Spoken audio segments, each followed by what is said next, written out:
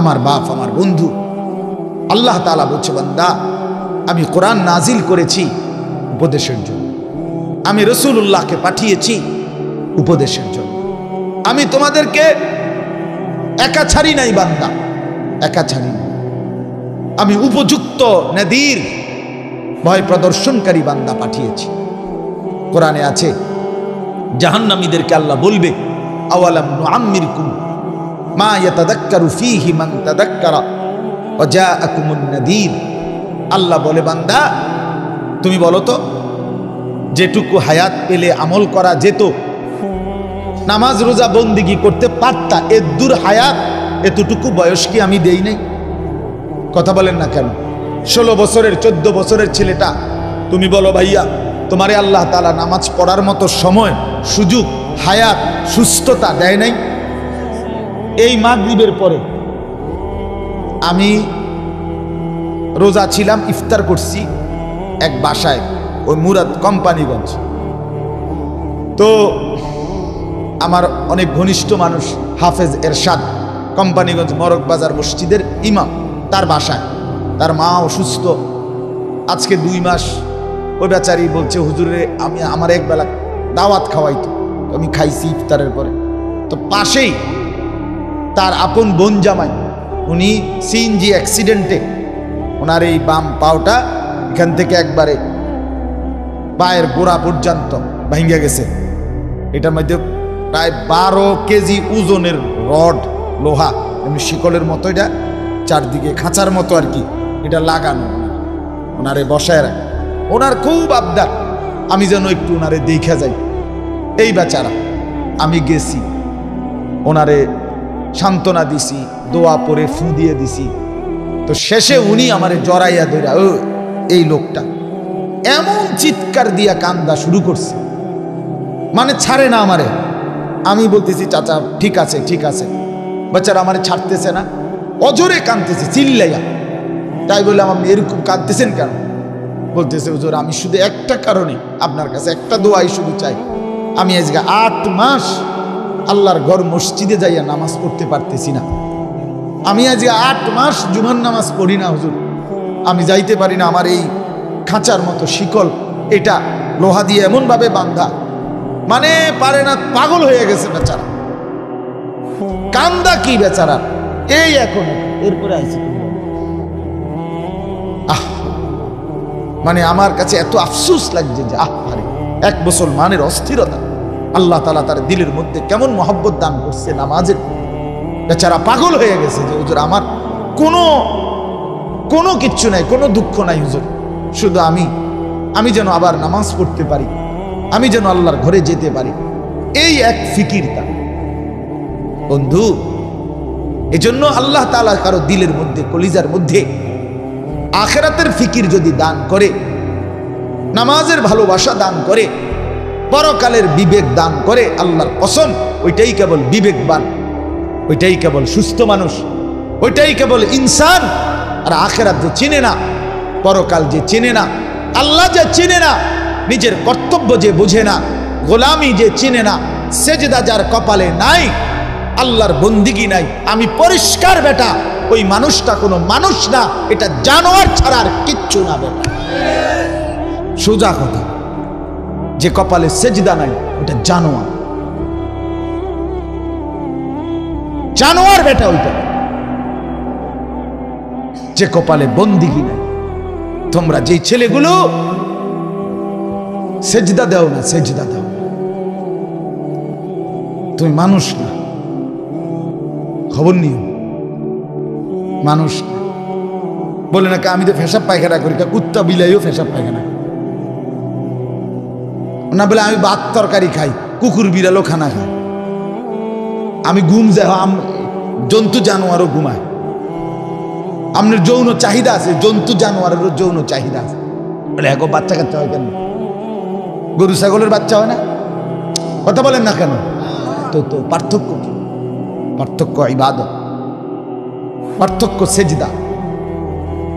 জানোয়ার সেজদা দেয় না, আমি দেই। জানোয়ার কোরআন পড়ে না, আমি পড়ি। জানোয়ার আল্লাহর ঘর তাওয়াফ করে না, আমি করি। জানোয়ার রাসূলুল্লাহর রওজা পাক জিয়ারত করে না, আমি করি। জানোয়ার যাকাত দেয় না, আমি দেই। জানোয়ার রোজা রাখে না, আমি রাখি। জানোয়ার সাজদা নামাজ পড়ে না, আমি পড়ি। এই পার্থক্য যদি কিছু হয় তো এইটা। কথা বলেন না কেন? ভাত তরকারি পার্থক্য। আপনি ওই না বলে জানোয়ার তাই রোডে গাড়ে, আমি তাই গড়ে, অতএব পার্থক্য পাওয়া গেছে না। ইউরোপ আমেরিকার মধ্যে কুকুর বিড়ালও গড়ে থাকে, আরো অত্যাধুনিক লেটেস্ট কুত্তার ঘর আরো উন্নত। ইউরোপ আমেরিকার অসংখ্য নারীর শয্যা সঙ্গী কুকুর।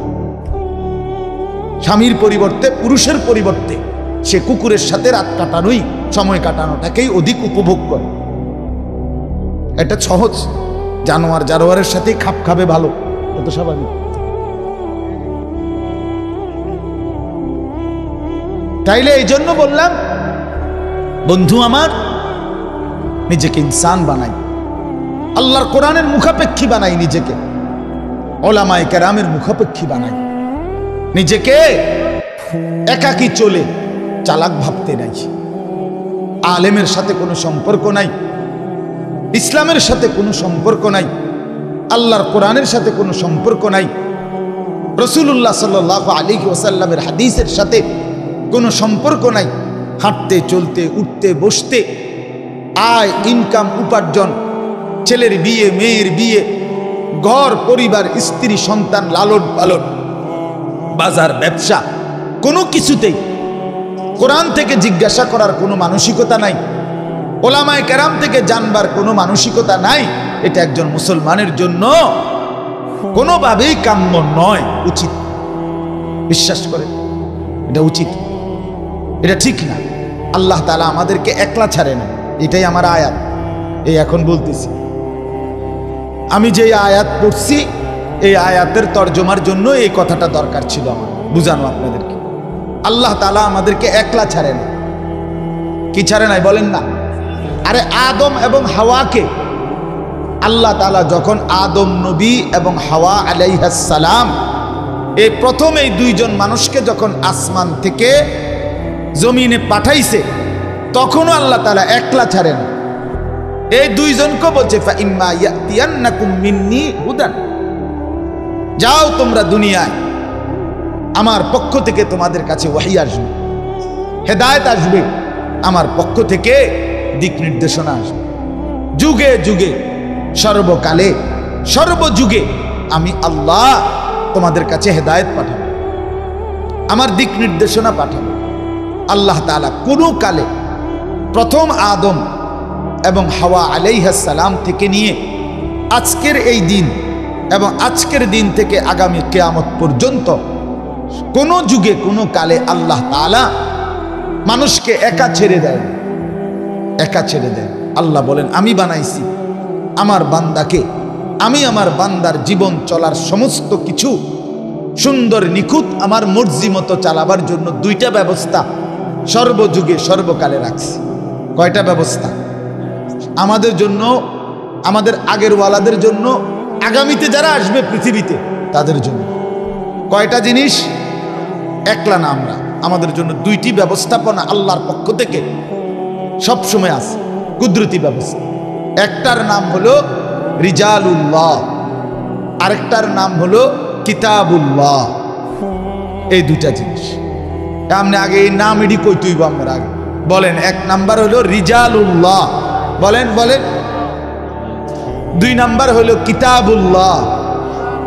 ও আমরা হুজুর না, এই কারণে আমরা পারি না এই সমস্ত কথা কইয়া বইয়া থাকলো তো আজীবন আপনি ফাটতেন না, আর কোনোদিন ফাটতেনও না, এমনি বুঝে আপনি মরে যাবেন।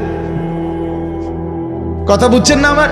এটা একটা ওয়াসওয়াসা আমাদের, যে আমি যখন হুজুর না কাজে বাদ, আমি আর কিছুই জানার, শিখার, বলার, উচ্চারণের দরকার নাই। না বাপ, এটা ঠিক না। তাহলে দুইটা মাধ্যম আল্লাহ তাআলা সর্বযুগে আমাদের জন্য রেখেছেন। একটা হলো রিজালুল্লাহ, আরেকটা হলো কিতাবুল্লাহ। কি জানে কি ওর না না হইলে নাই, অনলারাসরা করেন, যেটা যার জায়গা হয় না হে বুঝ করে বলি। বহুত জায়গা আছে, এখনো বহুত জায়গা আছে, এনে আরো 200-500 মানুষ বলতে পারবে। ভাই একটু আগায় বসেন তো, কষ্ট করেন বাবা, একটা মিনিট। আমি একবারে ঘড়ি ধরার সময় আমার, আমি 9টা বাজে চলে যাবো এখানে। আমার পরে ইনশাআল্লাহ আমাদের হজরত মাওলানা মুফতি আশরাফুল আলম ওবায়দী সাহেব হজরত দামাত বারাকাতুম তিনি বয়ান করবেন ইনশাআল্লাহ। তো চলেন, আগান না ভাই, আগায় বসেন।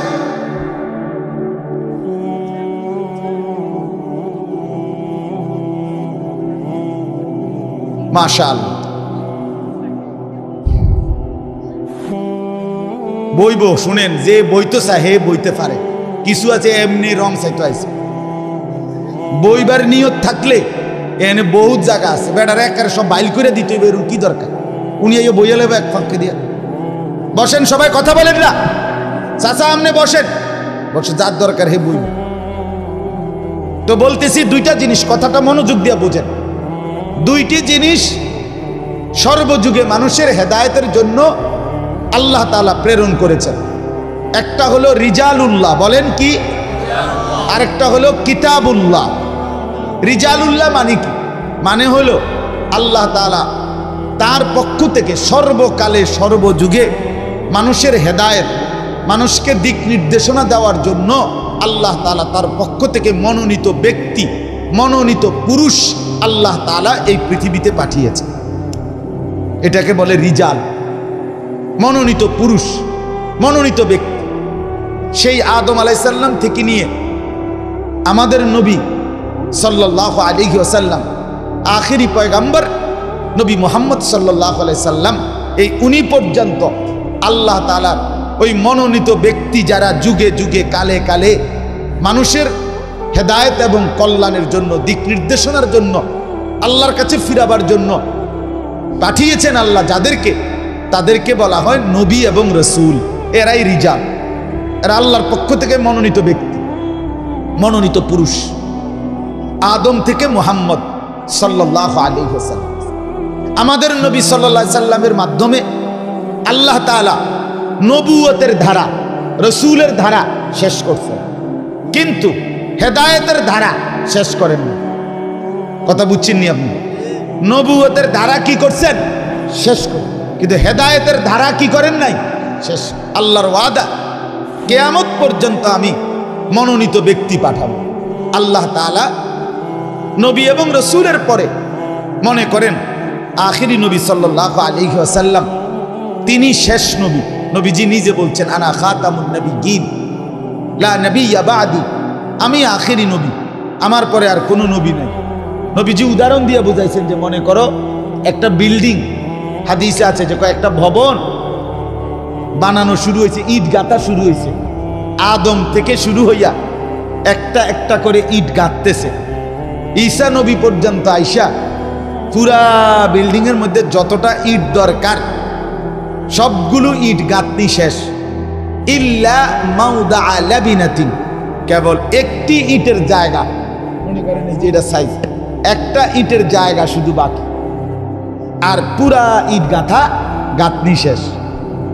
তো রাসূলুল্লাহ সাল্লাল্লাহু আলাইহি সাল্লাম বলেন, এই সুন্দর বিল্ডিংটা দেখবার জন্য দলে দলে লোক আসতেছে, সবাই দেখা চমৎকার, খুব সুন্দর হয়েছে, কিন্তু সবাই একটা কথা বলে বলে যায় যে এই একটা ইটের জায়গা, এটা কেন খালি, এই ইটটা লাগাচ্ছে না কেন? হাল্লা ওয়াদাআতিল লাবিনা, আহা যদি এই ইটটাও লাগায় দিত তাহলে তো বিল্ডিংটা পূর্ণই হয়ে যেত। আল্লাহর নবী সাল্লাল্লাহু আলাইহি ওয়াসাল্লাম তিনি বলেন, আমি মুহাম্মদ আসলাম, শেষ ইটটাও লেগে, আনাল লাবিনা, আখিরি ইট আমি মুহাম্মদ, আমি সেই ইট যেটার অপেক্ষায় ছিল সবাই, যে এই ইটটা লাগাচ্ছে না কেন, এই ইটটা লাগাচ্ছে না কেন, এই ইটটা। নবীজি বলেন, আমি আসলাম, সেই ইটটা লাগানো হয়ে গেল, আমি হলাম আখিরি ইট, আমি শেষ নবী, আমার দ্বারা নবুয়তের বিল্ডিং, রিসালতের বিল্ডিং শেষ হয়ে গেল।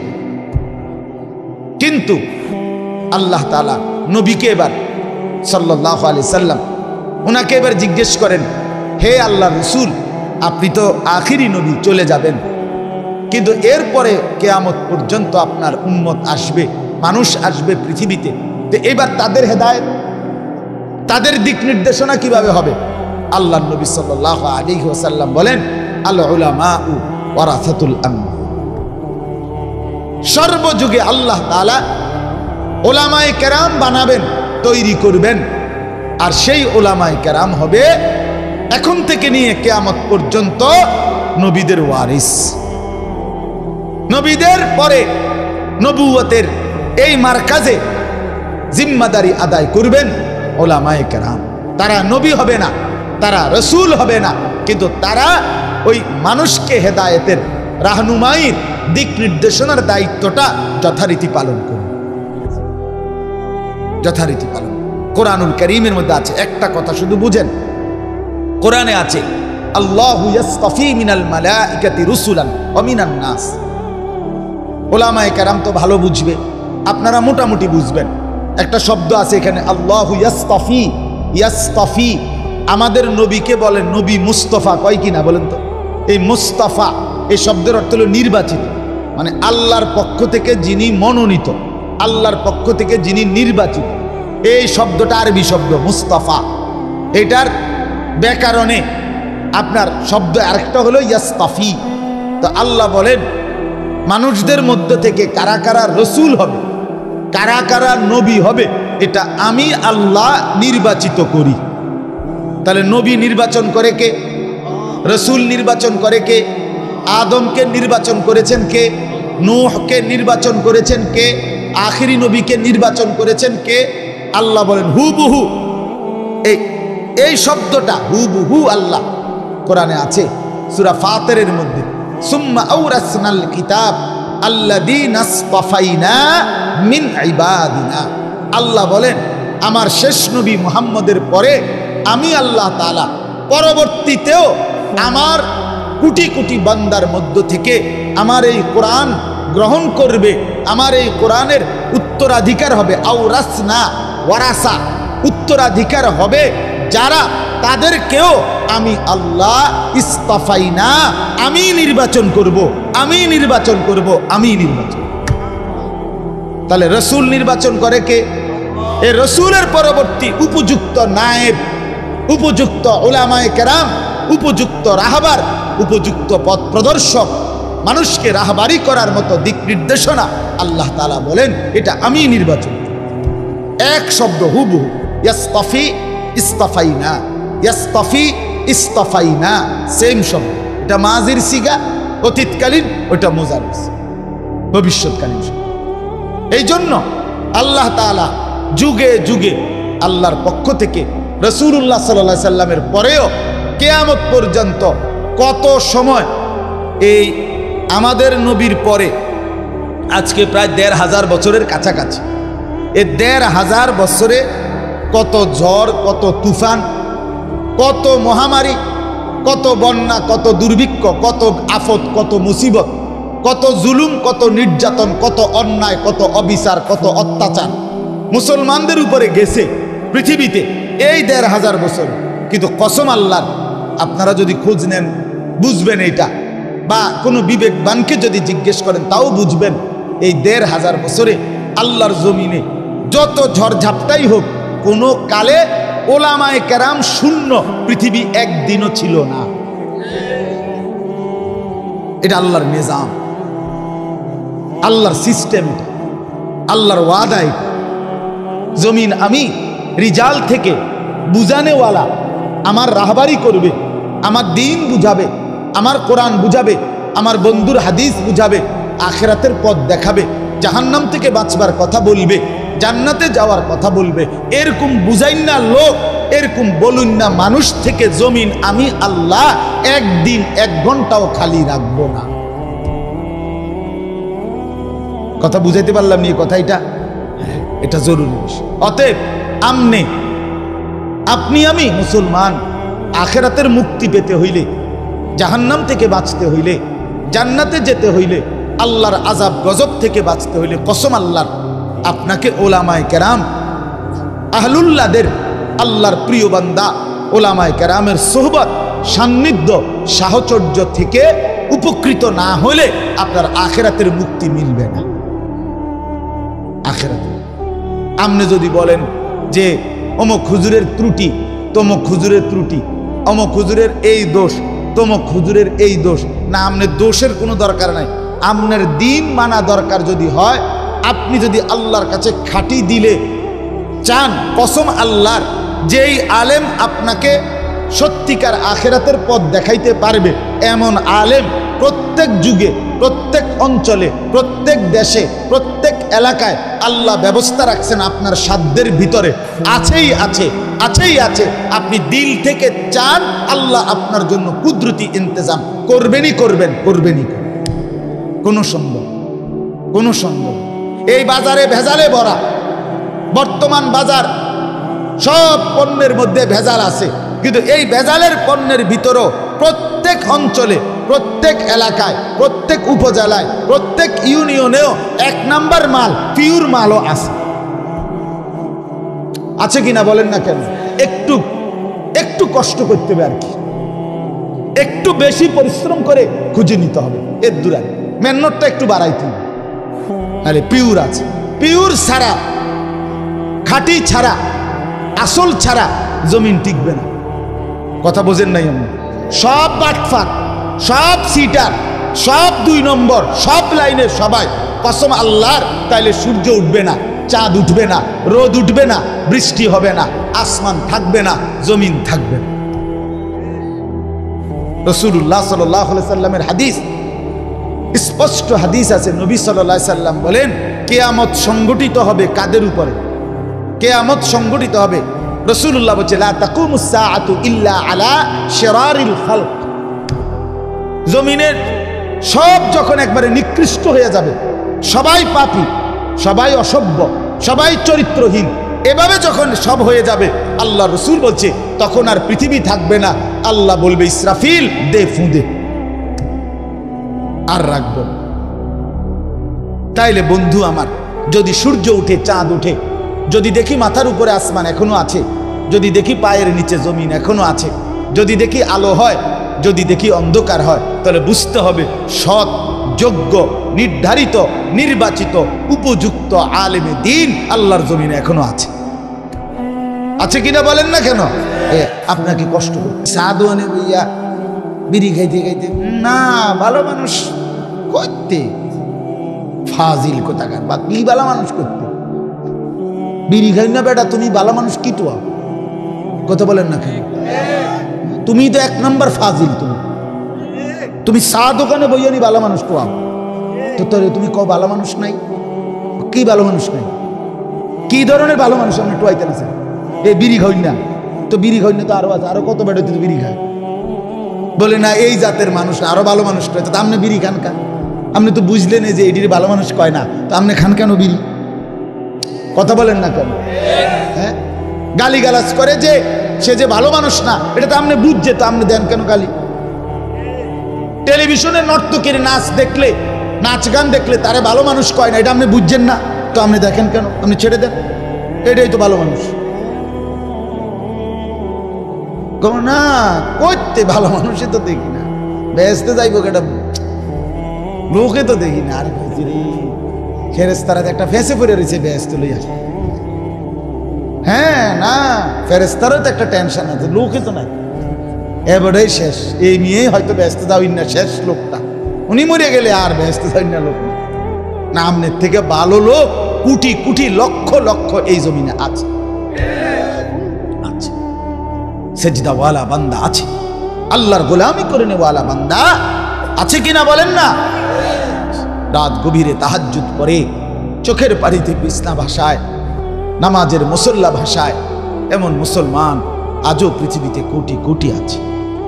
এই পৃথিবীতে এখনো মুজাহিদ আছে, এই পৃথিবীতে এখনো আল্লাহর রাস্তায় জানবাজ সৈনিক আছে, এই পৃথিবীতে আল্লাহর জন্য জীবন উৎসর্গ করার মতো মনোবল সম্পূর্ণ লাখো কোটি বান্দা, ইমানদার মুসলমান এখনো আছে, ছিল, থাকবে ইনশাআল্লাহ।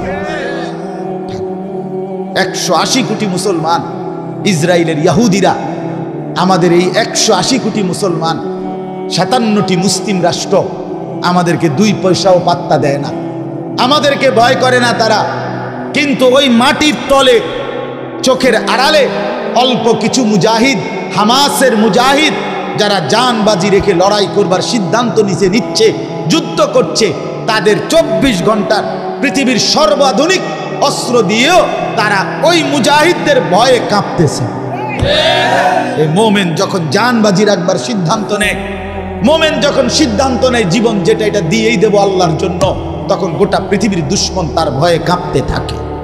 আমরা বীরু, আমরা কাপুরুষ, আমরা দুনিয়ার লোভী হয়ে গেছি, আমরা সম্পদের লোভী, আমরা দুনিয়ার লোভী, আমরা ক্ষমতার লোভী, আমরা এই বাড়ি ঘর দালান বিল্ডিং নিয়ে কারাকারি, কত মিথ্যা, কত চুরি, কত বাটপারি, কত ধোঁকা, কত ওজনে কম দেওয়া, কত সুদ, কত ঘুষ, কত নাচ গান, এই নাফরমানির মধ্যে লিপ্ত থাকার কারণে কোনো কাফের বেঈমান আমগরে 2 পয়সাও পাত্তা দেয় না। যদি আমরা ফিরতে পারি মুসলমান, এই যুবক, যদি তোমরা নামাজি হইতা, যদি তোমরা ফজরের নামাজ পড়তা, যদি তোমরা আল্লাহর কোরআন পড়তা, যদি তোমরা কাফের বেঈমানদের মতো চুল না রেখে চারদিক দিয়া সমান চুল রাখতা, কসম আল্লাহর, যদি দিবা নিশি ফালতু মোবাইল না টিপতা, আল্লাহর কসম তোমাদের যুবকদের ভয়ে গোটা পৃথিবীর বেঈমান কাঁপত। আজ হেরে গেছি যুবক তোমাদের কারণে, আজ হেরে গেছি আমরা, আজ পারছি না আমরা তোমাদের কারণে, তোমাদেরকে বুঝাইতে পারছি না। তোমরা সেজদাকে পছন্দ করো না, তোমরা 5 ওয়াক্ত নামাজকে পছন্দ করো না। আমার ছেলেরা, তোমরা সারাক্ষণ মোবাইলে উলঙ্গ ছবি, নাচ গান, সারা রাত জিনা ব্যভিচারের দৃশ্য দেখেই মজা পাচ্ছ। রাস্তার মেয়ে তোমাদের কারণে নিরাপদ না, মানুষের বোন, মানুষের কন্যা, মানুষের বিবি, কেউ তোমাদের টিটকারির সামনে, তোমাদের রাক্ষসের মতো চেয়ে থাকার সামনে নিরাপদ না। আজ মুসলমান ভাইয়ের কারণে মুসলমান বোন হাঁটতে পারে না, মুসলমানের ভাইয়ের কারণে মুসলমানের মা হাঁটতে পারে না, মুসলমানের স্ত্রী হাঁটতে পারে না। 2 পাশ দিয়া রাস্তায় রাক্ষসের মতো, জানোয়ারের মতো বড় বড় চোখ নিয়া তাকাইয়া উপভোগ করে।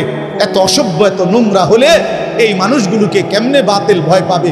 আমাদেরকে ভয় পারে না। এই কারণে আমরা যদি সেজদাওয়ালা হইতাম, কসম আল্লাহর, আল্লাহর কসম, সারা পৃথিবীর বেঈমান আমাদের ভয়ে কাঁপত। একটা উদাহরণ দেই, মিশর বিজয়ের সময় রাসূলুল্লাহ সাল্লাল্লাহু আলাইহি সাল্লামের একজন সাহাবীর নাম ছিল সাইয়্যিদুনা আমর ইবনুল আস রাদিয়াল্লাহু তাআলা আনহু। ইসলামের ইতিহাসের একজন বিখ্যাত সাহাবী নবীজির, এবং বহু অঞ্চল বিজয় করছিলেন তিনি। তো একবার উনি এক যুদ্ধের রওনা দিচ্ছিলেন, তখন খ্রিস্টানরা কৌশল করে একটা বড় বাজার এলাকা দিয়া ওই অঞ্চলে যাইতে হবে যুদ্ধের ময়দানে।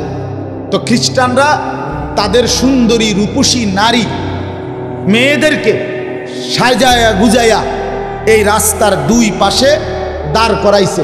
সরাসরি আমরা কিতাবে, আরবি কিতাবে পড়ছি।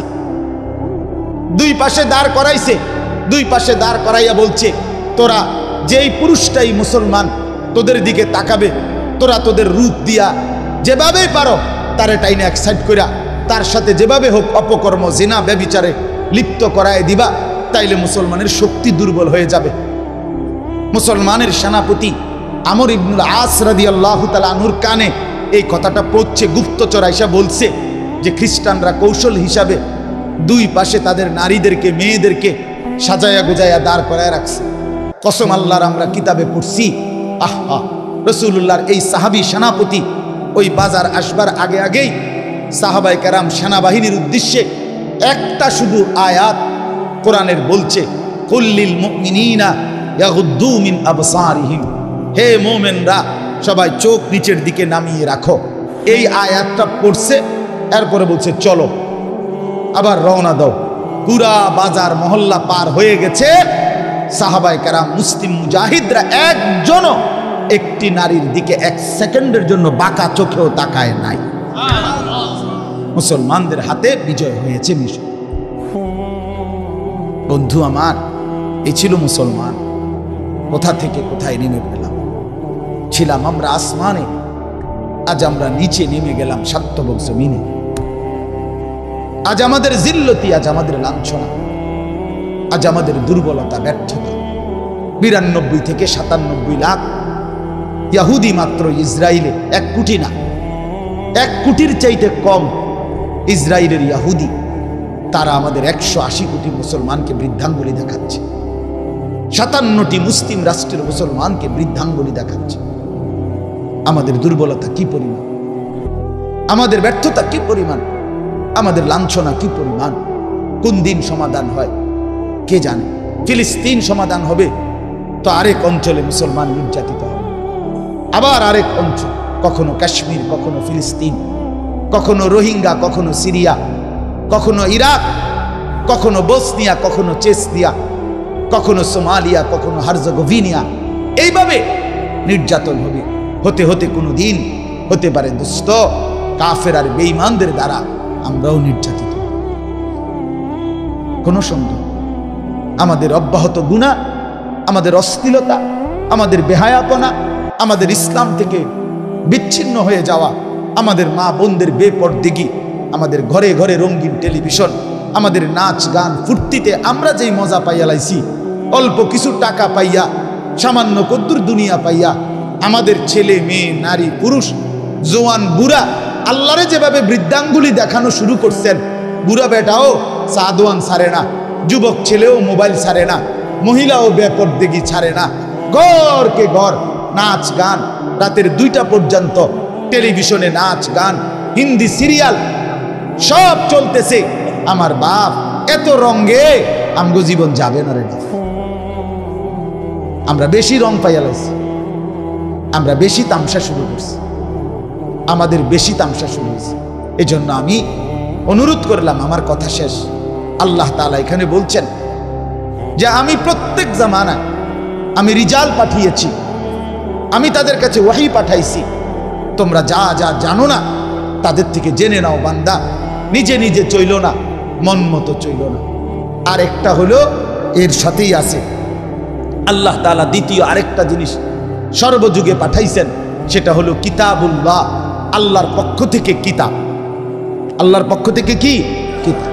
সেই আদম থেকে ঈসা নবী, প্রত্যেক নবীর উপরেই আসমানি কিতাব, বড় কিংবা ছোট কিংবা পিছনের নবীর কিতাবের অনুসরণ ছিল। অর্থাৎ নবীও আল্লাহর পক্ষ থেকে মানুষও মনোনীত, আর কি বলবে, কিভাবে চালাবে, কোন দিক নির্দেশনা দিবে, কথাগুলো, সিদ্ধান্তগুলো, এগুলো আল্লাহর পক্ষ থেকে মনোনীত।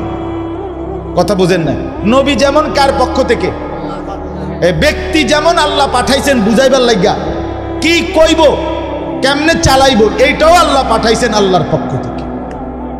মন মতো বলারও অধিকার না, যা তা বলার অধিকার নবীজিকে বলছে আল্লাহ। কোরআনে আছে, ওয়ালাউ তাকাওয়ালা আলাইনা বা'দাল আকাবিল লাআখাযনা মিনহু বিল ইয়ামিন সুম্মা লাকাতা'না মিনহুল ওয়াতিন। আরে বাপ, এটা সাংঘাতিক কথা, কাঁপার মতো কথা এটা। আমাদের নবীকে আল্লাহ বলছে, বন্ধু সাবধান, আপনি আমি আল্লাহর নামে যদি একটা কথা বানাইয়া বলেন, বানাইয়া আপনারে কইতেছি, আপনার ডান হাত এভাবে টেনে ধরে আপনার গড্ডান একটা কোপ দিয়ে আলাদা করে বলেন। এটা কোরআনের আয়াত, রাসূলুল্লাহকে বলছে। বুঝছেন মিয়া? সুম্মা লাকাতা'না মিনহুল ওয়াতিন, আপনার গর্দান শাহরগ ছিঁড়ে ফেলবে আল্লাহ বলছে রাসূলকে। নবীজি কাঁপতে থাকছে, সাহাবীদেরকে বলছে, সাহাবীরা শুনলা আমার মাওলা আমারে কি বলছে। মন গড়া, মন হতো নিজে, আরে হয়েছে সাইড বসাই হুজুর, আরে জিঙ্গান ইতান এত বছর কি বুড়ো হয়েছে কি বাতাসেনি, কিছু বিষয় তো আমরাও বুঝি, আমরাও বুঝি, আমরাও বুঝি।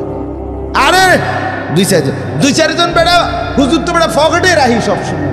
আরে বাপ রে, দুই চারজন হুজুর হেবড়া ফকেটে রাহে, এটা সালের বস্তা, হেবড়ার ফকেট হুজুরের ভিতরে বান্ধিয়ে থো।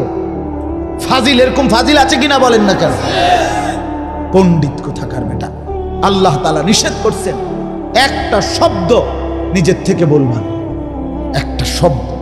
রাসূলের জন্য অনুমতি নাই, আপনার আমার লাগে অনুমতি আছে কোনো? আল্লাহ আমাদেরকে বুঝ দান করেন, আল্লাহ আমাদেরকে বুঝ দান করেন। এই শেষ, এবার তর্জমা শুনেন। ওমা আরসালনা মিন ক্বাবলিকা, 14 নম্বর পারা, 16 নম্বর সূরা, সূরায়ে নাহল। এই সূরার 5টি আয়াত, 43, 44, 45, 46, 47, এই 5টি আয়াত আমি পড়ছি। শুধু এবার তর্জমা বলে যাচ্ছি।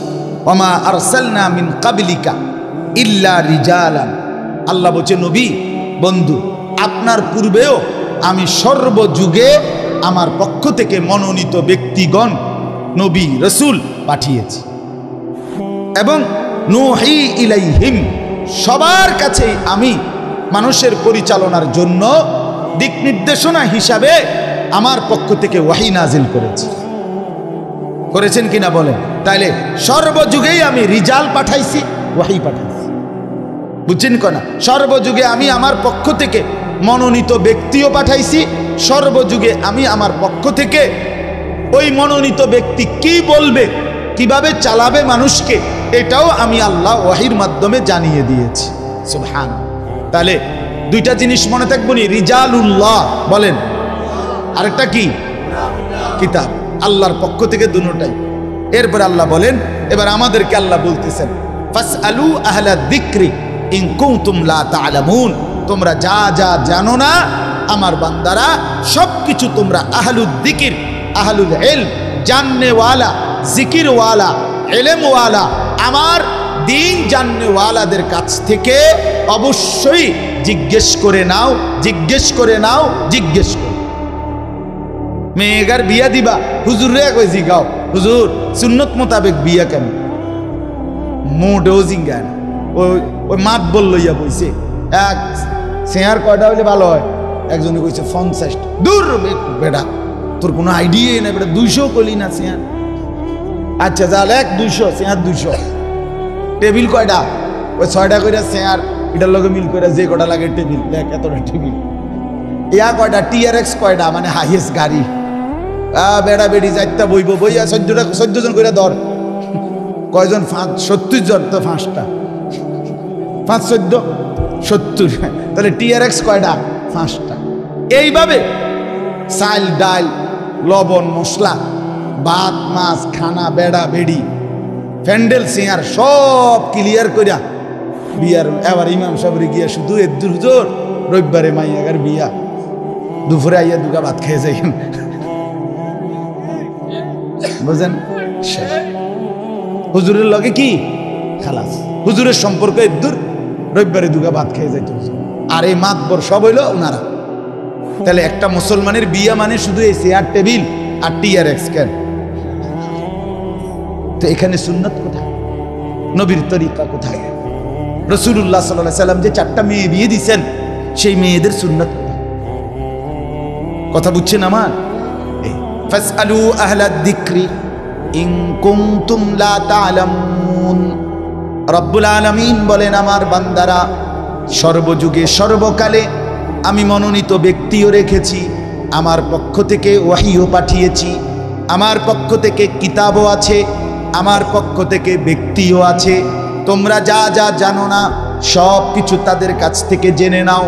বিল বাইয়িনাতি ওয়াজ জুবুর, আল্লাহ বলেন আমি আমার মনোনীত ব্যক্তিদের কাছে আমার নিদর্শনও দিয়েছি, ওয়াজ জুবুর আসমানি কিতাবও দিয়েছি, ওয়া আনজালনা ইলাইকা যিকরা, বিশেষভাবে বন্ধু আল্লাহ বলে নবী আমার, বন্ধু আমার, আপনার উপরে পরিপূর্ণ কোরআন আমি নাজিল করেছি, লিতুবাইয়িনা লিন-নাসি মা নুজিলা ইলাইহিম, আপনি বন্ধু যেন পুরা জিন্দেগি আমার পক্ষ থেকে নাজিলকৃত কোরআন আমার বান্দাদেরকে বিস্তারিত বলতে পারেন।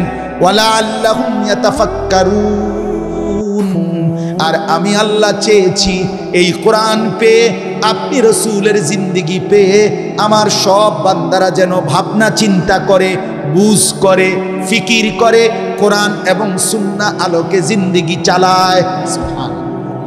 এবার আল্লাহ বলেন আফা আমিনাল্লাযীনা মাকারুস সাইয়্যাত, আল্লাহ বলে তোমরা যারা নাফরমানি করে ষড়যন্ত্র করছো, তোমরা যারা আমি আল্লাহর অবাধ্যতা করছো, আমি আল্লাহর নাফরমানি করছো, তোমরা কি নিজেকে নিরাপদ ভেবেছ?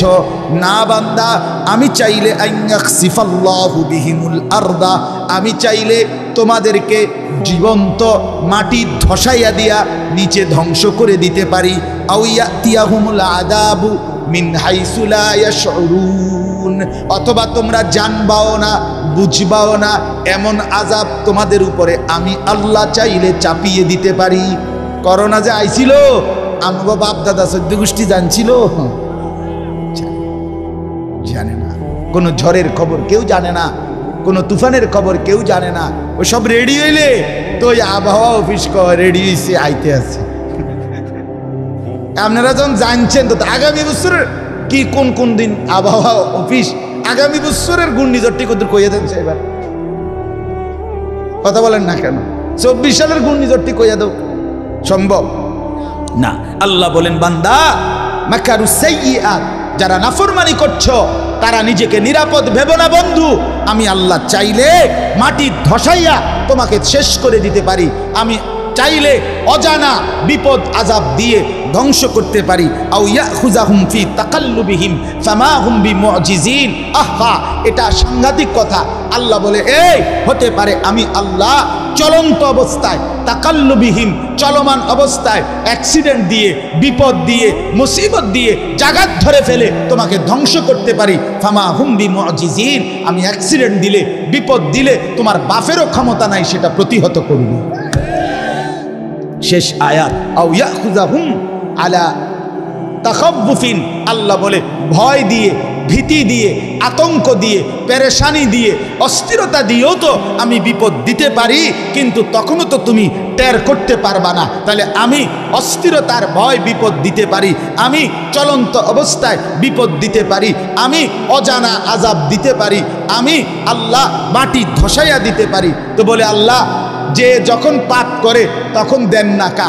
আল্লাহ শেষ কথা আল্লাহ বলছে ফাইন্না রাব্বাকুম লারাউফুর রাহিম, তোমাদের রব আল্লাহ বড় মায়া, বড় দয়াওয়ালা। ছেড়ে দেয় কোটিবার, ছেড়ে দেয় লাখবার, ছেড়ে দেয় হাজারবার। দিলাম ছেড়ে, দিলাম ছেড়ে, দেখি না ফিরে আসি কিনা, দেখি না ফিরে আসি কিনা, দেখি না ফিরে আসি কিনা।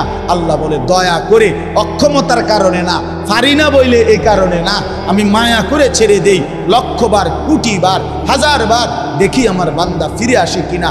মাঝে মাঝে আযাব দেই, মাঝে মাঝে শাস্তি দেই, মাঝে মাঝে একটু একটু দেই, ছেড়ে দেই কোটি কোটি বার। যদি দেখি ফিরে আসে তো একসাথে সব মাফ করে দেই। বন্ধু আমার, অতএব দিন মতো চলবেন, আল্লাহর কোরআন মতো চলবেন, রাসূলুল্লাহ সাল্লাল্লাহু আলাইহি ওয়াসাল্লামের সুন্নাত মতো চলবেন, উলামায়ে কেরামের দিক নির্দেশনা মতো চলবেন। বলেন ইনশাআল্লাহ।